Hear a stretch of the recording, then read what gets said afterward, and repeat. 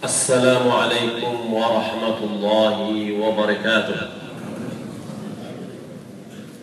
إن الحمد لله نحمده ونستعينه ونستغفره ونعوذ بالله من شرور أنفسنا ومن سيئات أعمالنا.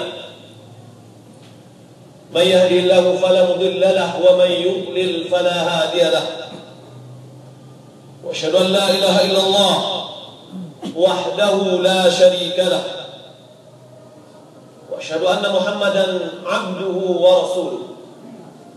اللهم صل وسلم على نبينا محمد وعلى آله وصحبه أجمعين. عباد الله، أوصيكم ونفسي بتقوى الله. ثم قال الله تعالى: يا أيها الذين آمنوا اتقوا الله حق تقاته ولا تموتن إلا وأنتم مسلمون. Sidang jamaah Jumat yang dimuliakan Allah Subhanahu wa taala. Tiada yang bisa kita ucapkan dalam setiap saat dari waktu kita kecuali adalah alhamdulillah, memuji Allah atas segala nikmat dan karunia yang telah dilimpahkannya. Di antara nikmat, kita pada saat ini berada di dalam puncak Ramadan, yaitu 10 hari terakhir, yang mana Nabi SAW memberikan kekhususan untuk bulan 10 hari terakhir dari bulan Ramadan. Salat berikan salam semoga dan anugerah Allah Subhanahu wa taala kepada Nabi kita Muhammad sallallahu alaihi wasallam. Allahumma shalli ala Muhammad wa ala ali Muhammad. Meningkatkan ibadah pada 10 hari terakhir pada bulan Ramadan sangat dituntut dan dicontohkan oleh Nabi. Namun perlu kita ketahui, kaum muslimin yang dimuliakan Allah Subhanahu wa taala, apapun ibadah yang kita lakukan, hendaklah ibadah itu memenuhi 2 syarat. Sehingga dengan 2 syarat ini ibadah kita diterima oleh Allah Subhanahu wa taala. Yang pertama, ikhlasuddin lillah, memurnikan ibadah yang kita kerjakan itu hanya untuk Allah Subhanahu wa taala. Bukan ingin dipuji, disanjung, akan tetapi dia hanya mengharapkan pahala dan keridhaan dari Allah Subhanahu wa taala. Syarat yang kedua adalah mutaba'atul Rasul, mengikuti tuntunan Nabi sallallahu alaihi wasallam dalam ibadah yang dia kerjakan. Kita baru bisa mengatakan ibadah yang kita kerjakan itu betul-betul sesuai dengan sunnah Nabi sallallahu alaihi wasallam apabila melengkapi atau sesuai dengan 6 syarat. Yang pertama adalah sebab, atau dengan kata lain punya dasar dari Rasulullah sallallahu alaihi wasallam. Memiliki hukum dasar yang itu merupakan penyebab ibadah itu dilaksanakan. Jika seandainya kita melakukan ibadah namun tidak ada dasar atau hukum dasarnya, maka amalan itu tidak diterima. Nabi SAW bersabda, "Man 'amila 'amalan laisa 'alaihi amruna fahuwa radd." Siapa yang mengamalkan satu amalan yang tidak ada dasarnya dari agama ini, maka amalan itu tertolak. Yang kedua, kaifiyat. Hendaklah kaifiyat ibadah yang kita kerjakan itu sesuai dengan kaifiyat yang dikerjakan oleh Nabi kita Muhammad SAW. Sebagai contoh, berwudu. Kalau seandainya ada orang yang berwudu, walaupun yang dia kerjakan seluruh anggota wuduknya, tapi dia kerjakan dengan membasuh kakinya dulu, kemudian tangannya, kemudian wajahnya, kemudian disapu kepalanya, maka kaifiat yang seperti ini tidak sesuai dengan kaifiat yang diajar oleh Nabi kita Muhammad sallallahu alaihi wasallam. Yang ketiga, jenis. Jika ibadah itu tergantung dengan jenis tertentu, maka ibadah kita baru dikatakan sah jika terpenuhi jenis tersebut. Sebagai contoh, berkorban adalah dengan bahimatul an'am, binatang ternak. Binatang ternak yang dimaksud dengan di sini adalah jenis onta, jenis sapi, dan jenis kambing. Jika seandainya seseorang berkorban dengan satu kandang ayam, maka korbannya tidak sah, karena dia tidak melakukan jenis yang telah ditetapkan oleh agama kita. Yang keempat, miqdar, jumlah atau takaran. Bahwasanya apabila ibadah kita itu tergantung dengan jumlah, maka kita harus membatasi diri kita dengan jumlah yang telah ditentukan. Seperti sholat subuh 2 rakaat. Walaupun seseorang sangat cinta dengan sholat ruku dan sujud, lalu dia tambah sholat subuhnya 1 rakaat, adalah perbuatan yang salah karena tidak sesuai dengan jumlah yang telah ditetapkan. Yang kelima adalah tempat. Jika seandainya ibadah itu tergantung dengan tempat, maka baru dia sah apabila dilaksanakan di tempat itu. Sebagai contoh, tawaf. Tawaf tempatnya adalah sekeliling Ka'bah. Jika ada orang tawaf di sekeliling kuburan, maka jelas tawafnya tidak sah. Kemudian yang keenam adalah waktu. Jika ibadah itu tergantung dengan waktu, maka baru sah kalau seandainya terbatas dengan waktu tersebut. Di antaranya adalah zakat fitr. Nabi sallallahu alaihi wasallam mengatakan, "Faman addaha qabla as-salah, fahiya sadaqatun maqbulah. Faman addaha ba'da as-salah, fahiya sadaqatun min as-sadaqat." Siapa yang menunaikannya sebelum salat, maka dia adalah zakat yang bisa diterima. Siapa yang menunaikannya setelah salat, dia adalah sedekah biasa. Sebagaimana beliau juga mengatakan dalam kurban, "Faman daba qabla as-salah, fahiya lahmun qaddamahu li ahlihi." Siapa yang menyembelih sebelum salat, itu adalah daging yang dia peruntukkan untuk keluarganya, bukan daging kurban. Maka ketika kita ingin betul-betul menentukan ibadah kita sesuai dengan sunnah Nabi, maka 6 poin ini harus kita perhatikan.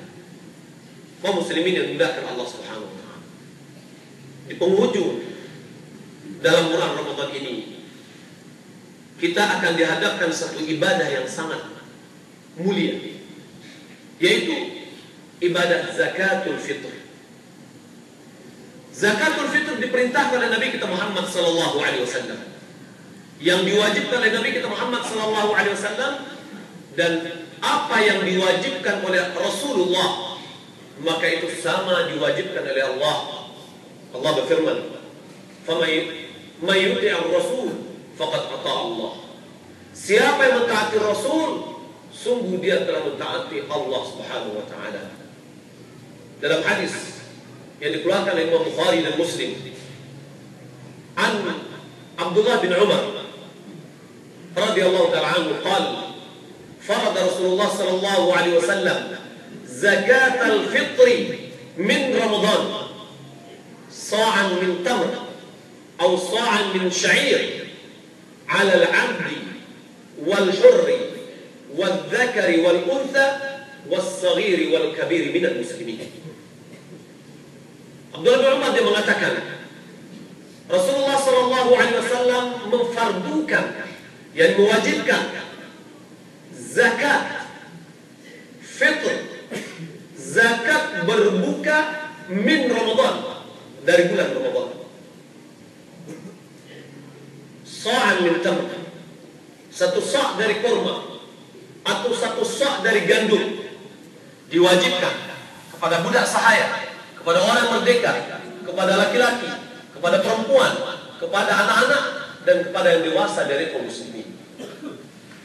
Berdasarkan hadis ini, maka tidaklah wajib zakat fitr terhadap janin yang ada dalam kandungan ibunya. Hanya saja boleh kalau dia keluarkan tatawuan, kesukarelaan, sebagaimana yang dilakukan oleh Uthman bin Affan radhiyallahu ta'ala. Maka zakat fitr, seseorang wajib mengeluarkan untuk dirinya. Begitu juga atas orang yang dia merupakan tanggungannya, baik istri, anak, maupun karib kerabat. Jika mereka tidak mampu mengeluarkan untuk diri mereka sendiri. Jika seandainya mereka mampu mengeluarkan untuk diri mereka sendiri, maka lebih utama mereka masing-masing mengeluarkannya. Seorang istri yang memiliki gaji, memiliki keuangan, kalau dia mampu mengeluarkan untuk dirinya sendiri, lebih utama dia mengeluarkan untuk dirinya sendiri. Kenapa? Karena hukum asal masing-masing individu yang disebutkan dalam hadis itu, mereka adalah mukhatabun. Mereka adalah objek yang diperintah oleh nas. Diwajibkan kepada budak sahaya, kepada yang merdeka, diwajibkan kepada laki-laki, diwajibkan kepada perempuan, diwajibkan kepada anak-anak, diwajibkan kepada yang dewasa. Jika masing-masing mereka mampu mengeluarkan untuk diri mereka, maka itu lebih utama. Siapa yang wajib mengeluarkan? Zakat fitr tidaklah diwajibkan kecuali kepada orang yang memiliki kelebihan dari kebutuhan nafkahnya pada hari tersebut dan malamnya, yakni hari Id dan malamnya. Siapa yang tidak memiliki kelebihan dari kebutuhannya, maka dia tidak wajib mengeluarkan zakat fitr. Bagaimana dengan orang fakir miskin yang menerima zakat fitr? Jika dia telah menerima zakat fitr dari orang lain, maka wajib dia mengeluarkan zakat fitr, walaupun dia adalah orang yang menerima zakat fitr. Kenapa? Karena dia sudah memiliki makanan pokoknya melebihi dari kebutuhannya pada hari Id dan malamnya. Kalau seandainya seseorang memiliki kelebihan dari makanan pokoknya pada hari itu tidak sampai seukuran satu sa', maka tetap dia mengeluarkan sisa dari kebutuhan hari itu. Karena Allah Subhanahu wa taala berfirman, "Fattaqullaha mastata'tum." Bertakwalah kepada Allah Subhanahu wa taala. Kaum muslimin yang dimuliakan Allah Subhanahu wa taala. Apa hikmah zakat fitr? Hikmah zakat fitr tampak dan jelas. Di dalam kita mengeluarkan zakat fitr, di dalamnya terdapat ihsan alal insan, berbuat baik kepada manusia atau berbuat baik kepada orang fakir, kepedulian kepada orang fakir. Ketika seorang kaya, dia memberikan langsung kepada tetangganya yang miskin. Pada saat itu kelihatan bagaimana seorang kaya peduli kepada orang miskin.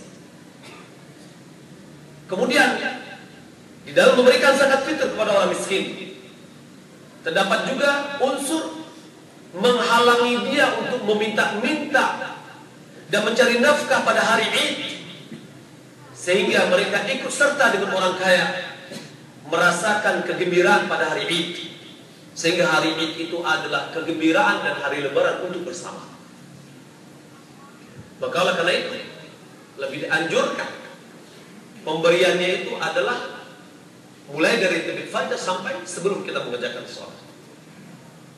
Di antaranya keutamaan dari zakat atau hikmah zakat fitr adalah membersihkan orang yang berpuasa dari noda-noda yang mengurangi nilai puasanya, dari kesia-siaan, dari kekejian. Begitu juga hikmahnya adalah menampakkan rasa syukur kepada Allah atas nikmat yang telah Allah berikan, di mana kita bisa menyempurnakan puasa 1 bulan penuh dengan kemudahan dari Allah Subhanahu wa taala. Hal ini diisyaratkan oleh Ibnu Abbas radhiyallahu ta'ala anhu. Dia mengatakan, farada Rasulullah sallallahu alaihi wasallam zakat al-fitr tuhratan lis-sha'im min al-laghwi wal-rafath wa tu'matan lil-masakin faman addaha qabla as-salah fahiya zakatun maqbulah wa man addaha ba'da as-salah fahiya sadaqatun min as-sadaqat. Ibnu Abbas dia mengatakan, Nabi kita Muhammad sallallahu alaihi wasallam mewajibkan zakatul fitr tuhratan lis-sha'im, sebagai pensuci bagi orang berpuasa dari kesia-siaan dan dari kekejian perkataan yang bisa mengurangi nilai puasanya, dan sebagai pemberi makanan bagi orang-orang miskin. Siapa yang menunaikannya sebelum sholat, dia adalah zakat yang diterima. Dan siapa yang menunaikannya setelah sholat, maka dia adalah sedekah-sedekah biasa. Kaum muslimin yang dimuliakan Allah Subhanahu wa taala,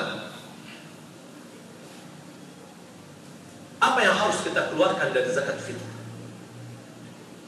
Yang wajib, jenis yang wajib dikeluarkan oleh seorang muslim pada zakat fitrah dia adalah makanan pokok manusia. Kebutuhan makanan pokok manusia, baik itu gandum, korma, beras, atau kalau seandainya sagu, dikeluarkan sagu. Apa dasarnya? Dasarnya sabda Nabi sallallahu alaihi wasallam telah kita sebutkan tadi dari Ibnu Umar. Dikatakan Rasulullah mewajibkan zakat fitr dari Ramadan sa'an min tamr atau sa'an min sya'ir. Tamr dan syair itu adalah makanan pokok para sahabat pada saat itu. Juga perkataan Abi Sa'id Al-Khudri yang dikeluarkan oleh Imam Muslim, beliau mengatakan, "Kunna nukhriju yaum al-fitri fi ahdi Rasulillah sallallahu alaihi wasallam sa'an min ta'am. Wa kana ta'amuna asy-sya'ir waz-zabib wal-aqid wat-tamr." Kami dahulu mengeluarkan zakat al-fitr pada hari Idul Fitri pada zaman Nabi sallallahu alaihi wasallam 1 sa' dari makanan. Dan adalah makanan kami gandum, syair, yakni gandum, kemudian zabib. Zabib itu adalah kismis, anggur yang telah dikeringkan. Kemudian al-aqid. Al-aqid itu adalah susu yang sudah dikeringkan. Terkadang orang Arab membuatnya semacam bentuk kue, dan itu yang mereka makan, menjadi makanan pokok mereka. Kemudian at-tamr, yaitu korma. Kalau seandainya jenis yang telah ditetapkan itu adalah makanan pokok manusia, maka jika seandainya ada yang mengeluarkan makanan binatang, makanan ayam, dia berikan kepada orang miskin, maka tentu itu tidak sah, karena tidak jenis dari telah ditentukan. Kita telah mempelajari tadi bahwa amalan kita sesuai dengan sunnah. Jika dia terkait dengan jenis, maka adalah jenis itu yang kita keluarkan. Begitu juga kalau seandainya kita keluarkan zakat fitr kita dalam bentuk baju dan kebutuhan-kebutuhan lain, maka itu tidaklah sah, karena dia tidak termasuk dari jenis yang telah ditetapkan, yaitu makanan pokok. Lalu bagaimana dengan uang? Yang fenomena kita lihat sekarang sangat banyak di masjid-masjid, panitia hanya menerima uang.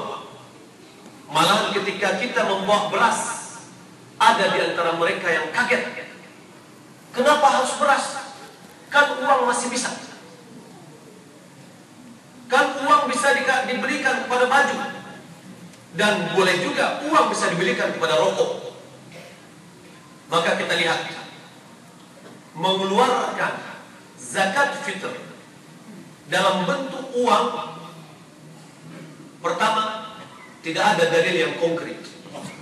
Tidak pernah Nabi kita Muhammad SAW mengisyaratkan, bukankah pada zaman Nabi dahulu ada uang dalam berbentuk dinar dan dirham?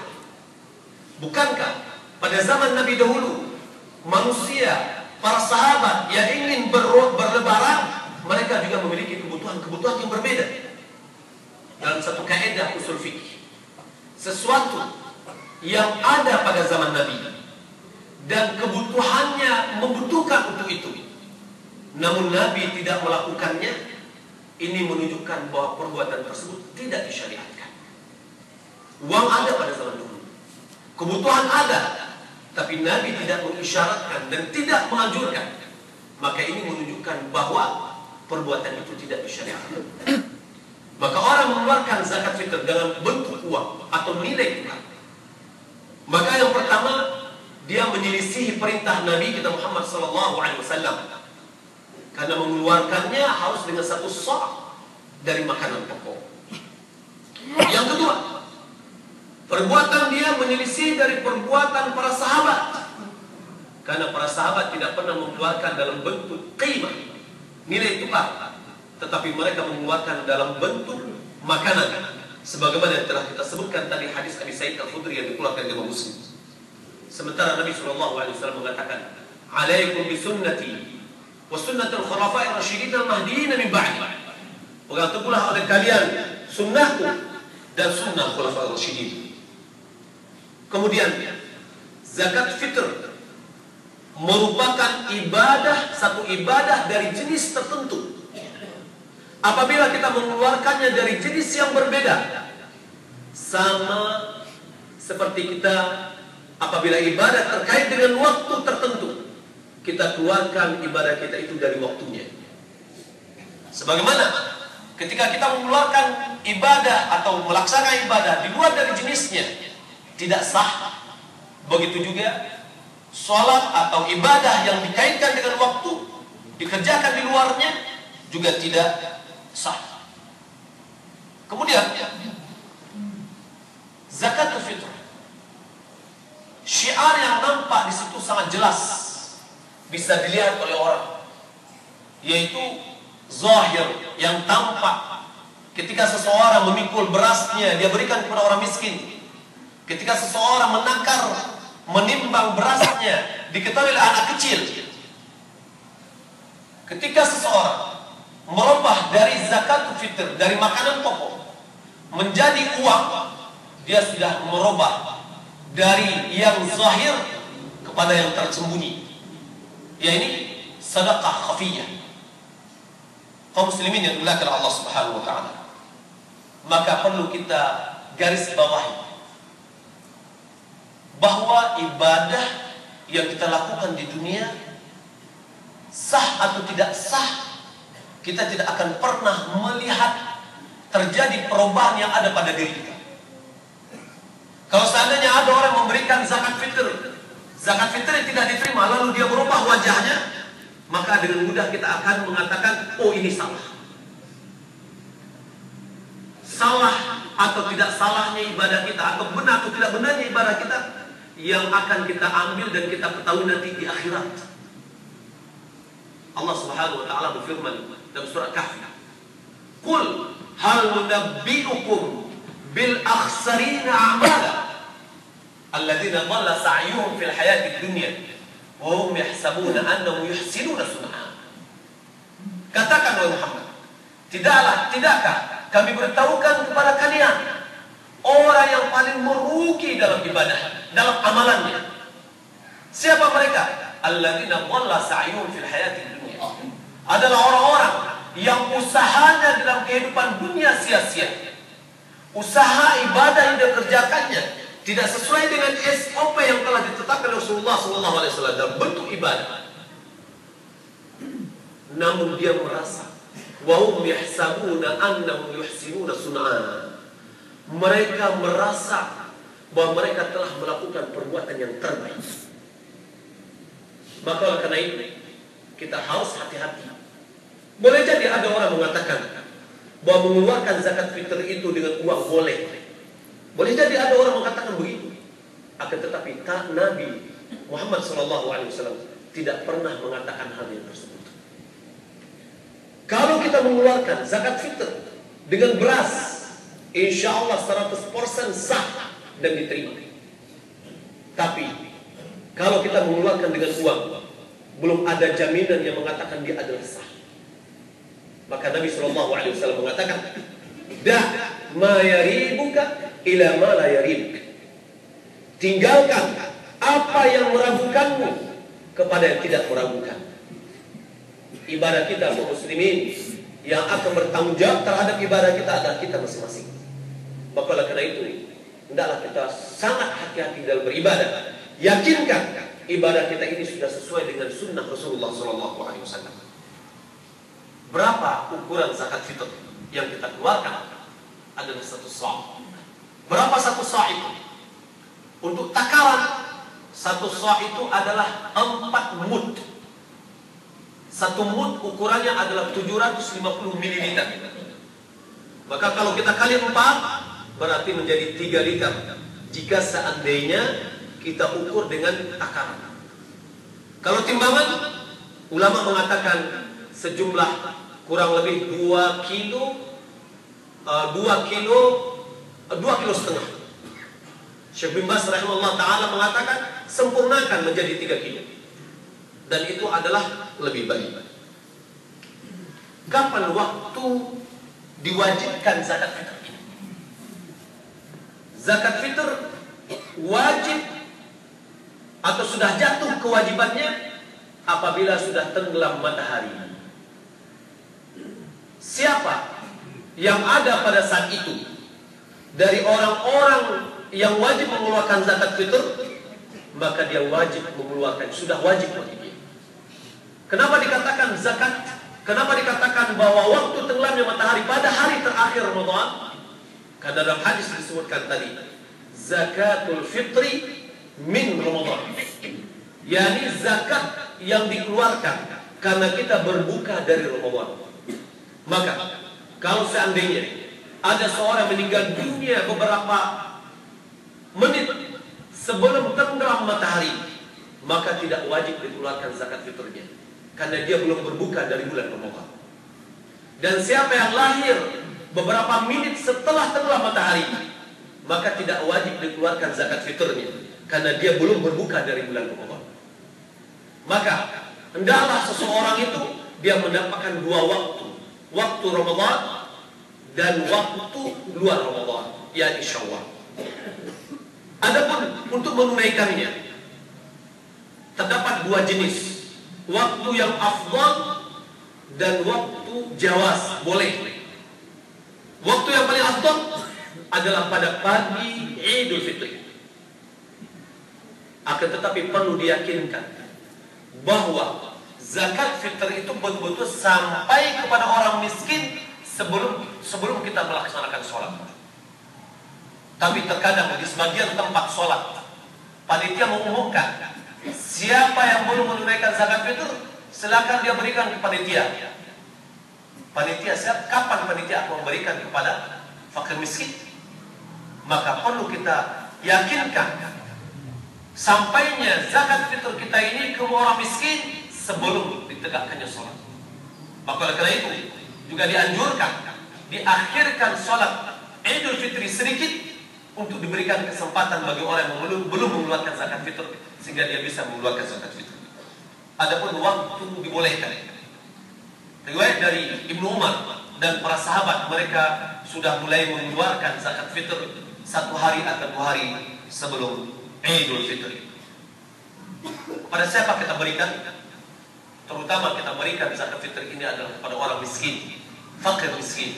Sebagaimana riwayat Ibnu Abbas tadi, tu'matan lil masakin, sebagai pemberi makan kepada orang-orang miskin. Fattabi'u ya ulil absar la'allakum tuflihun.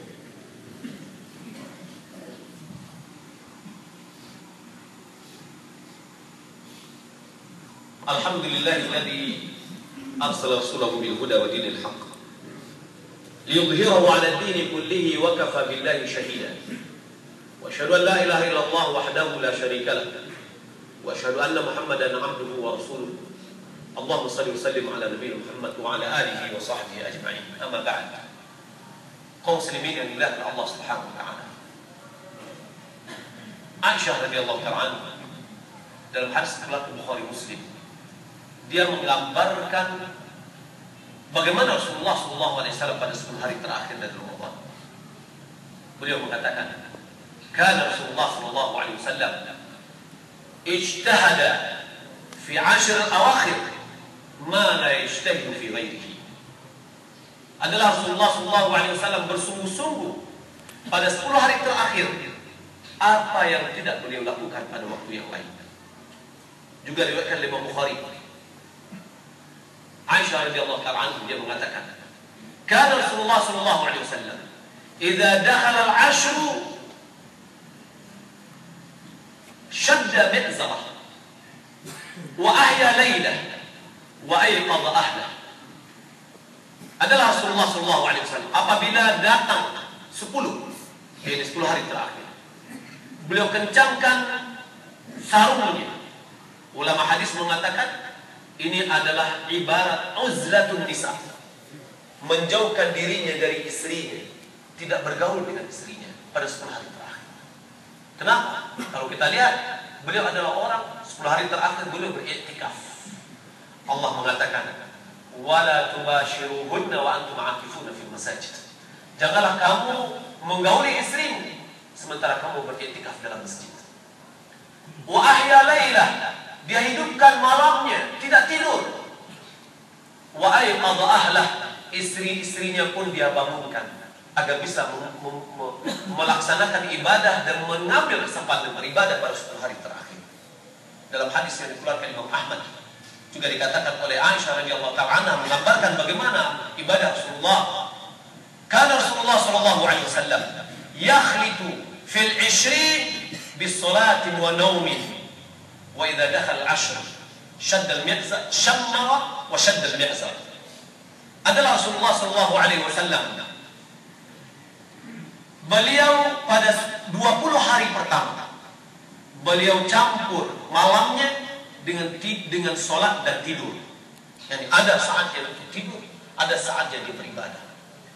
Apabila 10 hari terakhir beliau singsingkan lengan beliau dan beliau kencangkan ikat pinggang beliau. Ini menunjukkan bahwa 10 hari terakhir beliau tidak tidur. Apa yang akan kita inginkan pada 10 hari terakhir adalah malam Lailatul Qadar. Malam yang lebih baik dari 1000 bulan. Apanya yang baik? Sebagaimana firman Allah, "Lailatul Qadar khairun min alf syahr." Ulama tafsir mengatakan, beribadah pada malam itu mulai dari terbenam matahari sampai terbit fajar, beribadah dengan bermacam bentuk ibadah, salat, zikir, membaca Al-Quran, bersedekah, beribadah pada malam itu, satu malam tersebut lebih baik daripada kita melaksanakan ibadah yang sama selama 1000 bulan. Sementara umur umat Nabi Muhammad SAW adalah antara 60 dengan 70. 1000 bulan sama dengan 83 tahun. Berarti seorang yang beribadah satu malam Lailatul Qadar, ibadahnya lebih baik daripada dia beribadah seumur hidupnya.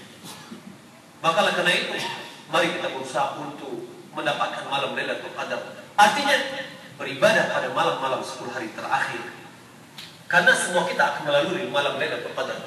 Lailatul Qadar bukan seperti hujan turun, yang ketika seorang yang tidur dia tidak tahu kapan hujan itu turun. Akan tetapi malam Lailatul Qadar ada satu malam mulai dari terbenam matahari sampai terbit fajar. Nabi SAW mengatakan, "Taharru Lailatul Qadri fil 'ashr awakhir min Ramadan." Carilah malam Lailatul Qadar pada 10 hari terakhir dari Ramadan. Dalam riwayat yang lain beliau rinci lagi, "Taharru Lailatul Qadri fil witri fil 'ashr awakhir min Ramadan." Carilah malam Lailatul Qadar pada bilangan-bilangan ganjil pada 10 hari terakhir dari bulan Ramadan. Bulan-bulan bilang ganjil 21, 23, 25, 26, 27, 29. Masih ada tersisa bagi kita malam-malam yang ganjil. Di antara adalah 25, 27, dan 29. Ada lagi ulama mengatakan makna dari ganjil itu adalah ganjil dari belakang. Kalau ganjil dari belakang, jumlah Ramadan adalah genap, berarti jatuh ganjilnya adalah pada bilangan genap.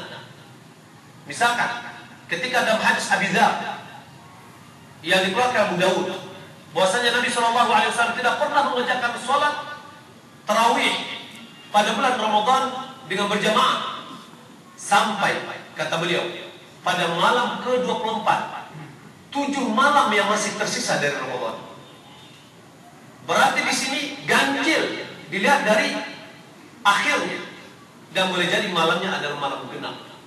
Maka kalau begitu, mau tak mau, kita setiap malamnya kita untuk menghidupkannya.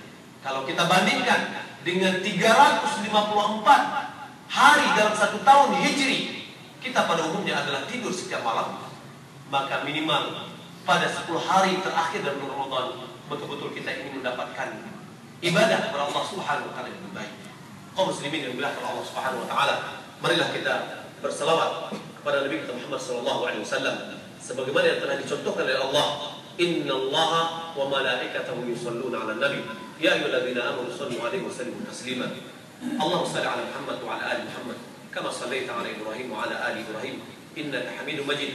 Wa barik 'ala Muhammad wa 'ala ali Muhammad kama barakta 'ala Ibrahim wa 'ala ali Ibrahim innaka Hamidum Majid.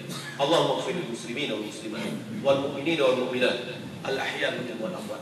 Allahumma ati nufusana taqwaha wa zakkiha anta khairu man zakkaha anta waliyuha wa mawlaha. ربنا آتنا في الدنيا حسنة وفي الآخرة حسنة وقنا عذاب النار. وصلى الله على محمد وعلى آله وصحبه أجمعين. أقيموا الصلاة.